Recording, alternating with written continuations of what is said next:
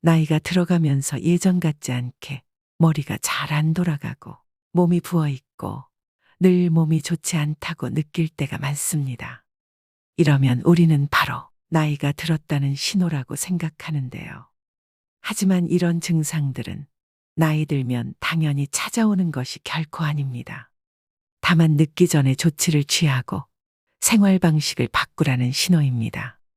오늘 소개해드릴 50 이후 건강을 지키는 7가지 습관에서는 중년을 맞은 사람들에게 이 모든 것들을 엄격하게 지키라고 하기보다는 자신의 습관을 총체적으로 분석해 볼 것을 권합니다. 또 중년 이후의 건강 수칙은 복잡하지 않다고 말합니다. 적게 먹고 더 많이 잘 자고 간헐적으로 단식 그리고 하루에 20분씩 명상 또는 이완 호흡을 하고 자연에 가까운 음식을 먹고 함께할 사람을 찾는 것입니다. 그리고 되도록 많이 맨발로 걸으라고 합니다. 건강과 면역력을 저절로 키워주는 마법의 알약은 없습니다. 하지만 면역 체계와 신체의 모든 시스템을 튼튼하게 만들어주는 생활 방식은 분명히 있습니다. 길어진 인생 후반전을 어떻게 나이 들어가느냐는 자신에게 달려 있습니다.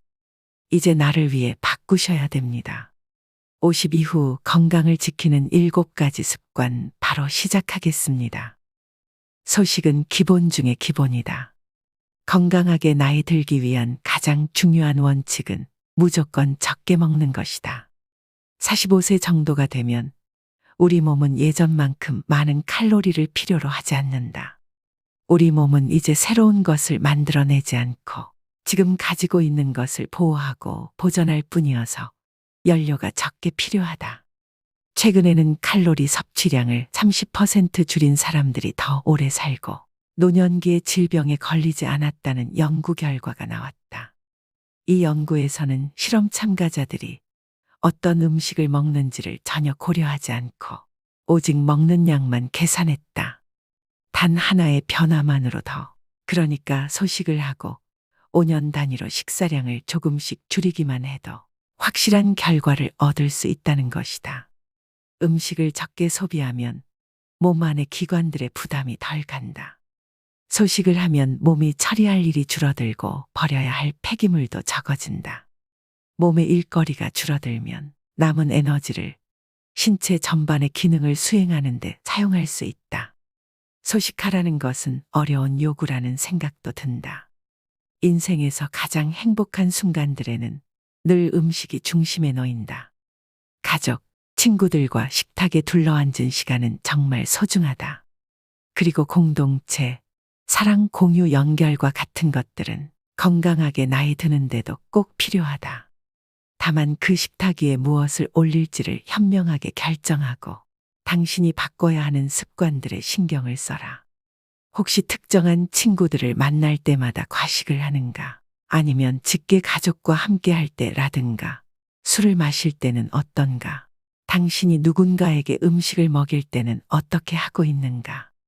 자녀 양육에서 음식은 중요한 자리를 차지하지만 아이들이 자랄수록 하루 3끼의 식사 외에도 중요한 일이 많아진다. 어쩌면 당신은 일정한 시각에 무조건 식사를 하지 않아도 되고 자신의 필요에 맞춰 그리고 나이에 맞춰 생활할 여건을 갖춘 사람인지도 모른다. 당연한 말이지만 칼로리를 줄이는 효과적인 방법 중 하나는 탄수화물과 정제탄수화물을 줄이는 것이다. 빵, 파스타, 밥과 같은 흰색 음식은 기본적으로 영양소가 적을 뿐만 아니라 몸에 해로울 수도 있다. 컬리플라워는 여기에 포함되지 않는다. 대부분의 사람은 나이가 들면 탄수화물을 잘 소화하지 못한다. 그래서 고령층의 당뇨 발병률이 높은 것이다. 탄수화물은 몸 안에 들어오면 당으로 바뀐다. 심각한 문제가 아닐 수 없다. 당뇨 위험을 낮추려면 영양가 없는 탄수화물 음식을 줄이고 영양이 풍부한 음식을 먹어야 한다. 물론 음식은 복잡하기도 하다. 사실 배가 고프다는 느낌은 다른 어떤 것이 필요하다는 신호일 수도 있다. 재미있는 일, 애정 온도, 신선한 공기, 잠, 아니면 그냥 물이 필요한 것인지도 모른다. 소식이란 당신의 몸에 민감하게 주의를 기울이는 습관적인 행동이다. 집에 들어가자마자 정말 배가 고픈 것인지 생각해 보지도 않고 부엌으로 달려간다를 경계하는 것이다. 먼저 배가 80% 정도 찰 때까지만 먹는다는 단순한 규칙을 지켜보라. 공복을 채우는 것과 바지 단추를 풀어야겠다고 느낄 만큼 배부르게 먹는 것은 다르다. 이것 하나만 지켜도 삶이 달라진다. 더 많이 더 잘 자기. 이 책의 목표 중 하나는 통증이 찾아오고 여기저기 아픈 곳이 생기기 전에 당신의 삶을 변화시키는 것이다. 나이가 들면 그날 그날의 피로를 회복하는 양질의 수면이 퍼즐의 중요한 조각이 된다. 잠을 중요하게 지급하라. 그러면 금세 건강해지는 것을 느낀다. 우리가 나이듦의 징후로 생각하는 증상의 대부분은 우리의 몸이 규칙적이고 더 많은 그리고 더 좋은 휴식을 필요로 한다는 신호에 지나지 않는다. 밤에 잠을 못 이루거나 중간에 자꾸 깨더라도 포기하지 마라. 문제를 살피면서 의식적으로 밤잠을 잘 자기 위한 대책을 세워라. 이것은 단순히 저녁 시간을 어떻게 보내느냐의 문제가 아니다. 밤 시간의 습관과도 관련되는 문제다. 아침에 일어나자마자 밖으로 나가서 햇빛을 쬐라. 그러면 당신의 생체 리듬이 자연의 주기에 맞춰진다. 낮에는 활기 있고 해가 지면 활력이 떨어지다가 밤에는 잠이 온다. 아침 시간에는 명상을 하라. 아침 명상은 밤잠에 긍정적으로 작용한다. 운동도 마찬가지다. 낮 시간에 유산소 운동을 하면 밤에 더 쉽게 잠이 든다. 꿈을 꾸는 시간인 렘 수면 시간과 깊은 잠을 자는 시간이 모두 충분해야 한다. 비렘 수면이라고 불리는 깊은 잠을 잘 때는 두뇌 활동이 거의 일어나지 않는다. 바로 이때 몸 안에서 회복이 진행되고 뇌의 노폐물 시스템이 작동해 단백질과 기타 독성 물질을 제거한다. 잠을 푹 자지 못해 비렘 수면이 부족하면 글림프 시스템이 제 기능을 수행하지 못하고 그 결과 노폐물이 뇌 안에 쌓여 흐릿하고 몽롱한 기분으로 생활하게 된다. 대다수 사람들은 7시간에서 9시간 수면을 취할 때 몸 상태가 최적이 된다. TV와 소셜미디어, 끝없는 업무 이메일에 수면 시간을 빼앗기고 있다면 당장 그 습관부터 바꿔라. 잠을 자다가 자꾸 깨는 것은 나이 들면 당연히 생기는 증상이 아니다. 물론 호르몬 부작용 때문에 쉽게 잠들지 못하거나 푹 자지 못할 수는 있다. 그리고 나이가 들면 밤에 소변을 보기 위해 더 자주 일어나게 된다. 하지만 조금만 노력하면 잠깐 깼다가도 쉽게 다시 잠들 수 있다. 설탕은 정말로 줄여야 한다. 나이가 든 사람에게 설탕은 아주 해롭다. 설탕은 면역 체계를 약화시킨다. 그리고 모두가 두려워하는 당뇨병, 심장질환, 암, 알츠하이머병 같은 병을 키운다. 설탕이 특정한 단백질과 결합하면 노폐물을 만들어내고 그 노폐물은 혈관 내에 쌓인다. 이 노폐물은 여기저기 머물러 있다가 당신의 신체 기관에 마치 녹이 끼듯 내려앉는다. 가장 넓게 분포하는 기관인 피부에 이 노폐물이 자리 잡으면 주름살로 나타난다. 이 노폐물은 세포막을 손상시키고 혈관벽에 미세한 구멍을 뚫기도 한다. 만약 당신이 생활 습관을 딱 하나만 바꾼다면 그것은 정제당 섭취를 줄이는 것이어야 한다. 그리고 꿀과 아가베 시럽도 줄여라. 꿀과 아가베 시럽도 당신의 몸의 설탕과 똑같이 작용한다. 설탕은 다양한 가공식품 안에 숨어 있지만 우선 명백한 음식들부터 줄이자. 시리얼, 쿠키, 사탕, 탄산음료, 과일 주스. 참, 과일 주스는 탄산음료와 똑같이 몸에 나쁘다. 정말로 달콤한 음식이 당길 때는 베리류나 초록 사과를 먹어라. 초록 사과는 붉은 사과보다 당이 적다. 과일에 함유된 섬유질은 장의 흡수 속도를 약간 늦춰주기 때문에 과일을 먹으면 설탕이 많이 들어가 다른 음식을 먹을 때처럼 당이 곧바로 몸에 흡수되어 혈당이 급상승하지는 않는다. 당신이 커피에 설탕을 조금씩만 넣어 마신다고 해도 오랫동안 누적되면 양이 많아진다. 그냥 설탕을 끊어라. 그렇다고 화학물질 범벅인 인공감미료를 넣지는 말자. 정말로 커피나 차를 달게 해서 마시고 싶다면 나안과를 대신 넣어보라. 나안과는 각설탕처럼 생겼고 사탕 형태로도 판매된다. 아니면 천연감미료인 스테비아를 사용하라. 일부 스테비아 제품에는 다른 감미료가 첨가되어 있으므로 100% 스테비아를 구입해야 한다. 솔직히 말하면 나안과도 스테비아도 진짜 설탕 맛은 아니지만 달콤하긴 하다. 나안과나 스테비아는 단 것을 찾는 입을 달래기 위한 도구로 활용하라. 최종 목표는 당신의 미각이 설탕을 갈망하지 않게 만드는 것이다. 현대 사회는 설탕을 기분 좋은 간식이라는 틀로 바라본다. 디저트는 쾌락이며 때로는 보상으로 제공된다.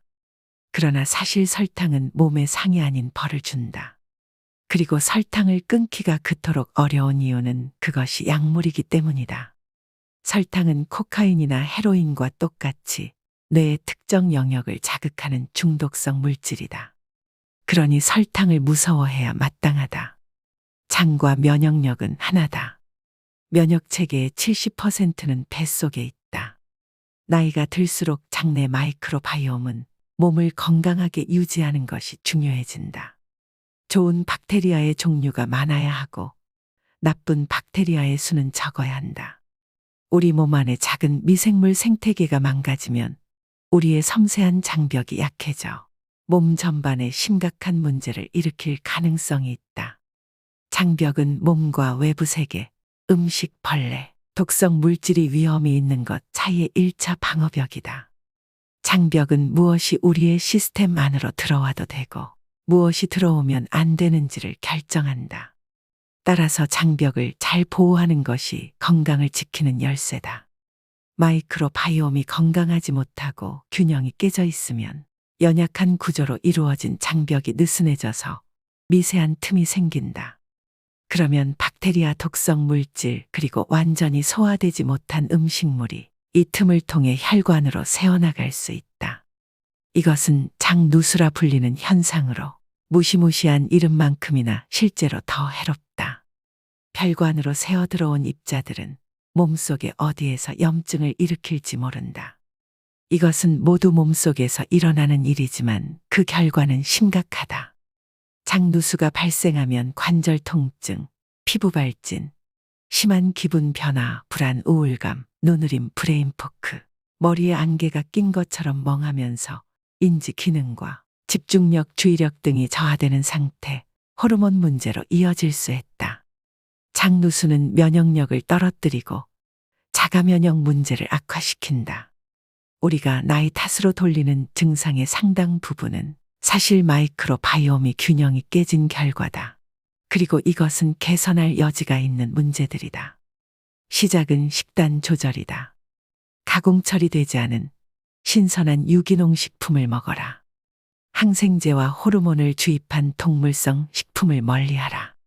글리포세이트와 같은 독성 제초제가 뿌려진 농산물도 멀리하라. 당신의 몸에 프리바이오틱스, 마늘, 양파, 아스파라거스 등 발효식품을 날마다 공급하라. 잠을 잘 자고 수분을 충분히 섭취하고 명상을 하고 항생제는 꼭 필요할 때만 사용하고 식도염 증상을 완화하는 처방약 같은 위장약을 장기간 복용하지 마라. 다시 말해 일반적으로 웰니스의 좋은 생활 습관들은 중년 이후 장 건강과 면역력을 유지하는 데 더 큰 도움이 된다. 날마다 많이 움직여라. 중년 이후의 운동은 정형화된 운동만을 의미하지 않는다. 중년 이후 운동은 날마다 일상생활을 하면서 아침부터 저녁까지 최대한 많이 움직이는 것이다. 신체 활동을 즐기는 사람이 되자. 온종일 활동적으로 생활하는 것이 헬스클럽에서 1시간을 보내는 것보다 이롭다.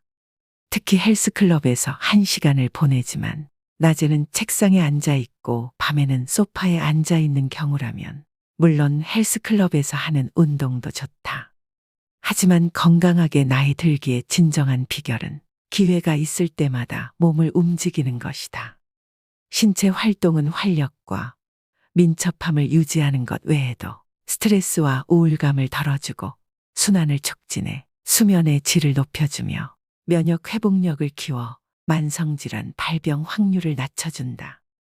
중년 이후에는 운동에 각별히 신경을 써야 하는데 강도 높은 운동을 하기보다는 운동의 빈도를 높이려고 노력해야 한다. 유감이지만 당신의 몸은 이미 쇠약해지고 있다. 우리 모두가 그렇다. 40세쯤 되면 근육이 성장태세에서 보전태세로 전환한다.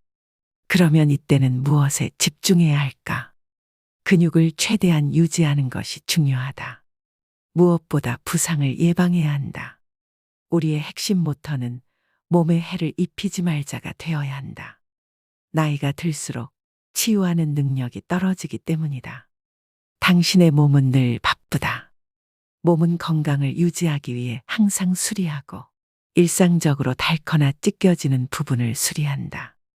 바깥 세상과 우리가 먹는 음식에 들어있는 세균과 독성 물질을 처리하고 기능을 원활히 수행하기 위해 열심히 움직인다. 예를 들어 당신이 발목을 삐었다면 일상적으로 신체를 유지하는 데 사용되는 에너지의 일부가 발목으로 가야 한다.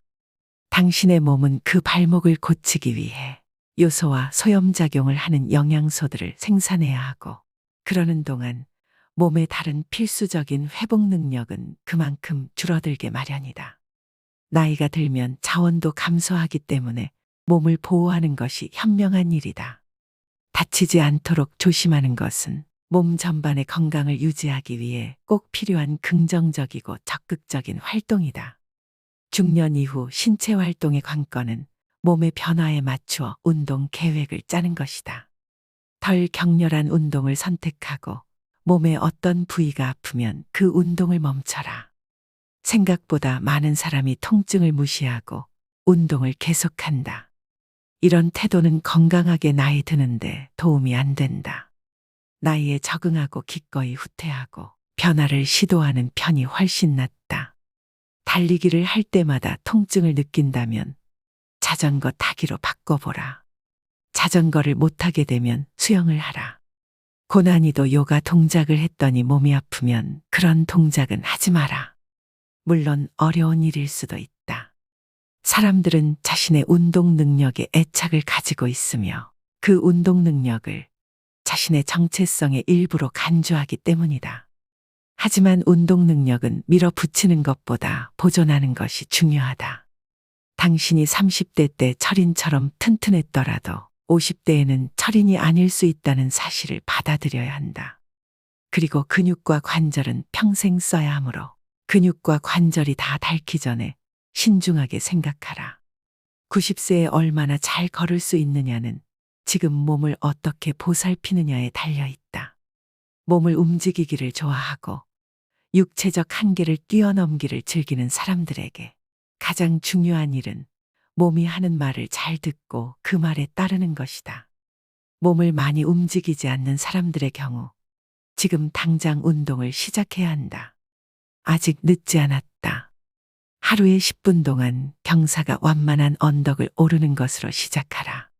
그리고 일주일에 5분씩 시간을 늘려서 바로 30분으로 만들어 보라.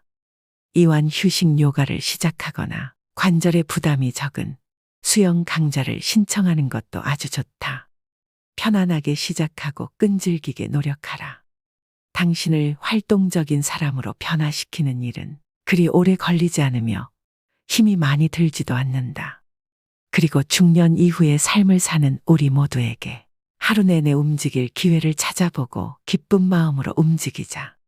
조금 일찍 지하철을 타고 일찍 내려 사무실까지 걸어가거나 버스에서 한두 정류장 앞에 내려 집까지 걸어보라. 건물의 위층으로 올라갈 때는 엘리베이터를 타지 말고 계단을 이용하라. 내려갈 때는 하지 마라. 계단을 내려가거나 언덕을 내려가는 운동은 무릎에 부담을 진다. 점심시간을 신체활동 시간으로 바꿔보라. 가능하다면 야외에서 신선한 공기를 들이마시며 쉬어라. 반드시 힘이 많이 되는 운동을 할 필요는 없다. 자주 꾸준히 실행 가능한 활동을 하라. 많이 움직이는 사람이 되자. 햇빛과 함께 하루를 시작하라. 생체 리듬은 우리의 몸의 하루 24시간의 변화를 자연과 연동시키는 장치라 할 수 있다. 생체 리듬은 건강 관리에 도움이 된다. 그리고 우리는 독한 화학물질이 들어있을 수 있는 선크림으로 햇빛을 차단해야 한다고 알고 있지만 사실 햇빛은 건강에 유익하다. 항상 뭔가를 발라서 햇빛을 막을 필요는 없다.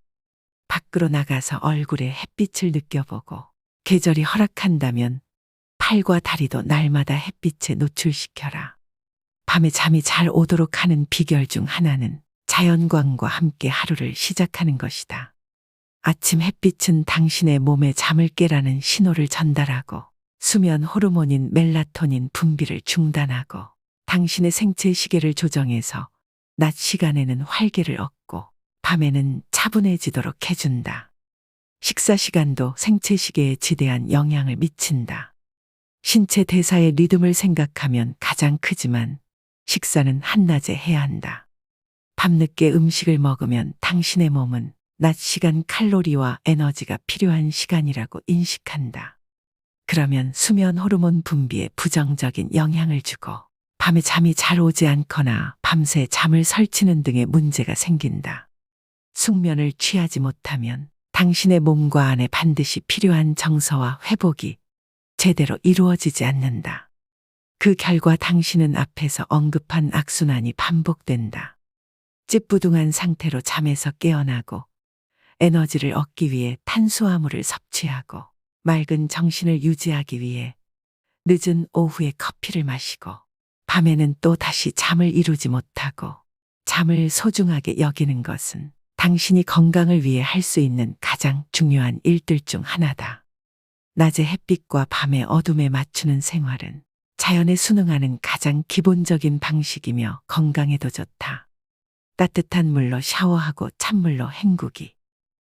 우리의 생활을 들여다보면 우리를 죽이지 않으면서 강하게 만들어주는 기회가 많이 있다. 가장 쉬우면서 내가 좋아하는 방법 하나를 소개하자면 따뜻한 물로 샤워하고 나서 30에서 60초 동안 찬물로 마무리하는 것이다. 직관적으로 생각해도 냉수 마찰은 몸에 좋을 것 같지 않은가? 몸에 찬물을 끼얹는 순간 몸은 확 깨어난다. 냉수 마찰을 하면 몸속에 기가 활발하게 순환한다. 요즘에는 서양의학 책에도 냉수 마찰이 건강에 좋은 습관이라고 나온다. 냉수 마찰이 미토콘드리아의 생성과 건강에 도움이 된다는 연구 결과들도 있다. 이 책에 실린 음식 섭취나 수면에 관한 조언들도 모두 미토콘드리아의 생성과 기능 수행에 도움이 되는 것들이다. 따뜻한 물로 샤워하고 나서 찬물로 마무리하는 작은 습관 역시 미토콘드리아에 긍정적으로 작용한다. 따뜻한 물 찬물 공식은 역으로 응용해도 된다. 차가운 수영장에서 몸을 움직이다가 따뜻한 물에 몸을 담가보라. 사우나와 찬물 샤워를 번갈아 해보라. 또는 겨울에 외투를 입지 말고 잠시 바깥에 나가보라. 그러면 기분이 상쾌해진다. 이렇게 차가운 공기를 잠깐 쐬어주면 몸에 좋다. 어릴 때 어른들에게 들은 말과는 다르지만 호르메시스 원리를 응용해서 몸에 다른 종류의 가벼운 스트레스를 줄 수도 있다.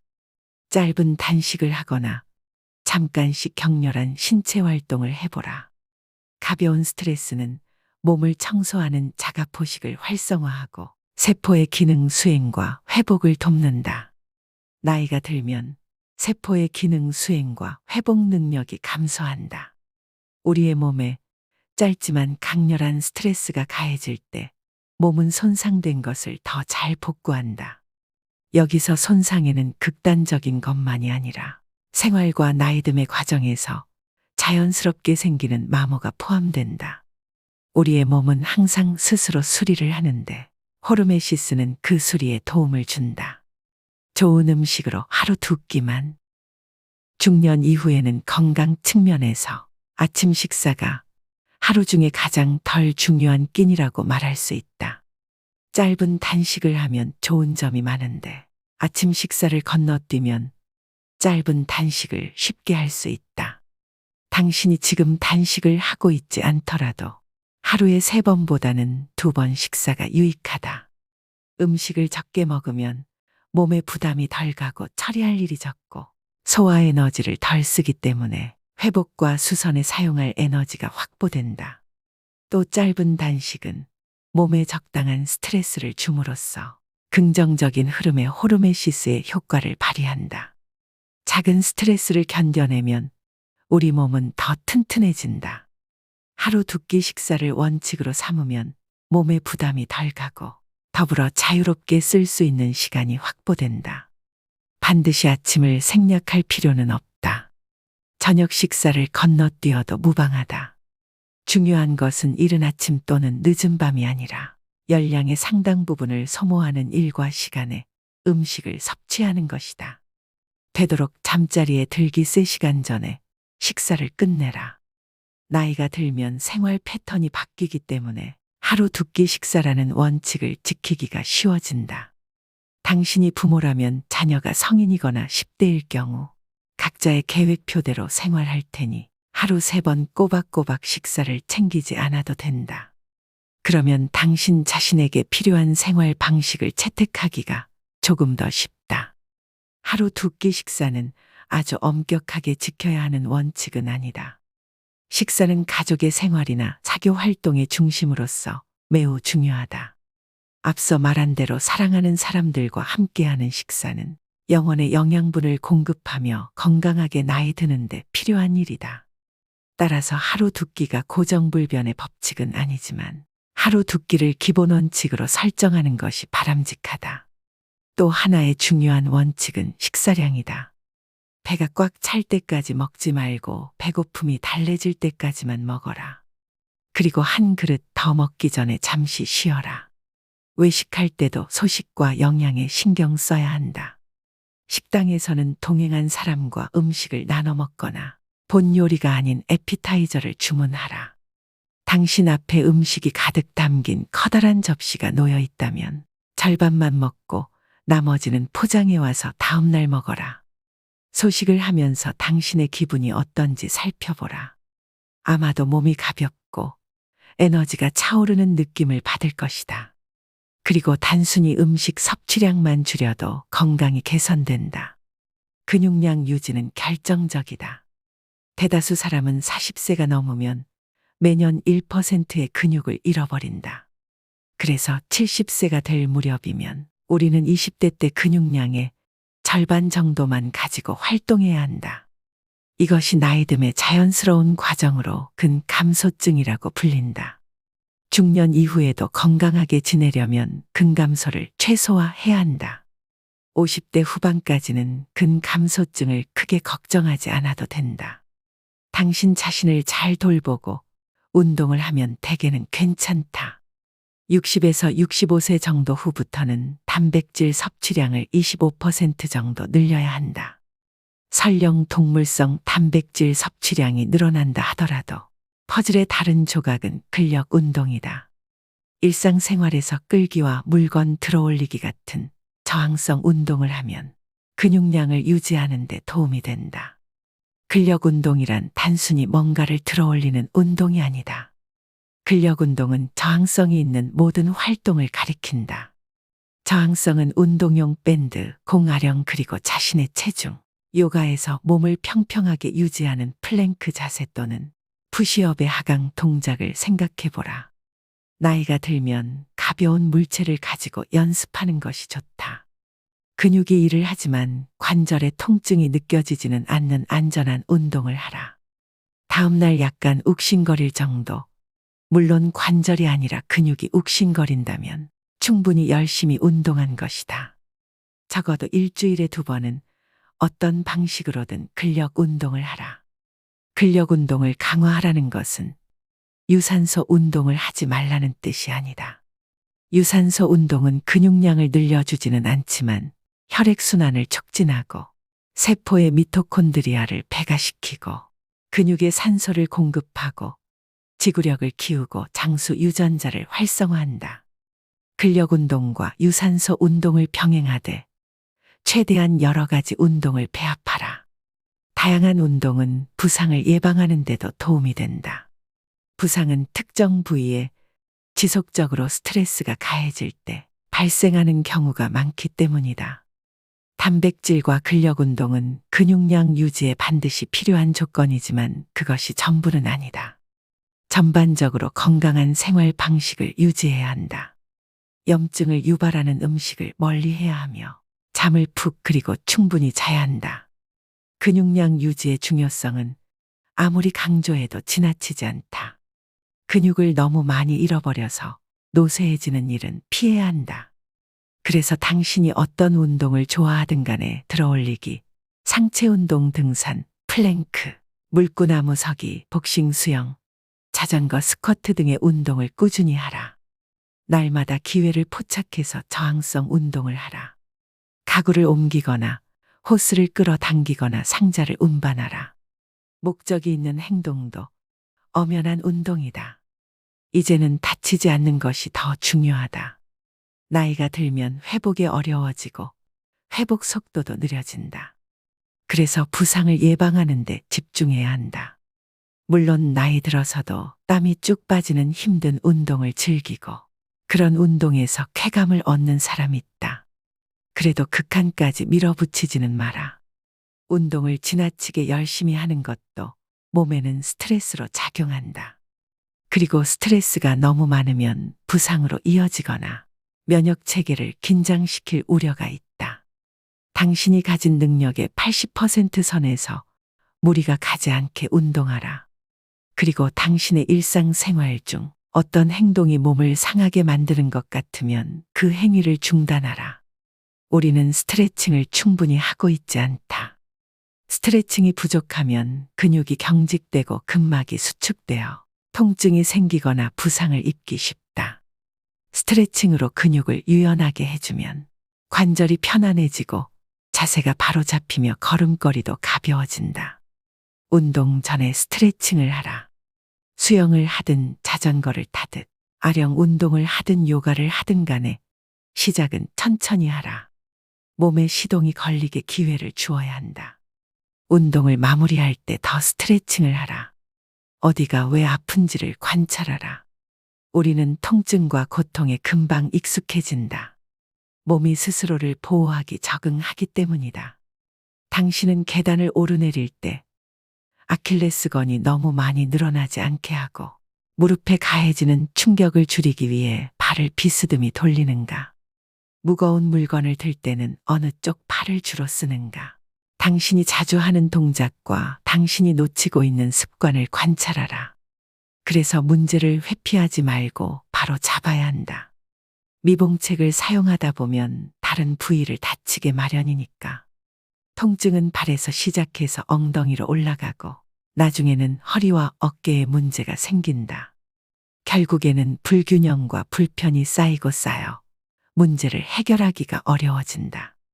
당신에게 필요한 운동을 잘 선택하면 하나의 부상에 대처하기 위한 행동이 다른 부상으로 이어지는 사태를 방지할 수 있다. 오늘의 영상 어떠셨나요? 나이를 잘 먹는다는 것은 단순한 운이 아니고 복권처럼 임의로 주어지는 혜택도 아닙니다. 그것은 일상생활 속에서 구체적인 선택의 결과물입니다. 여러분이 날마다 하는 일상적인 선택은 전반적인 건강과 신체의 자기보호 능력에 굉장한 영향을 끼치는데요. 최적의 나이듦이란 행복하고 활기차며 앞으로 수십 년 동안 정말 좋아하는 일들을 할 수 있는 것을 의미합니다. 이 책이 여러분의 인생 후반전의 건강 계획에 도움이 되었으면 하는 바람입니다. 이 영상은 책의 일부분만 소개해드렸습니다. 더 많은 정보를 알고 싶으시다면 책 전문을 읽어보시길 추천드립니다. 오늘도 노후의 지혜와 함께 해주셔서 감사드립니다. 황금빛으로 무르익어가는 여러분의 지혜로운 인생을 언제나 응원합니다.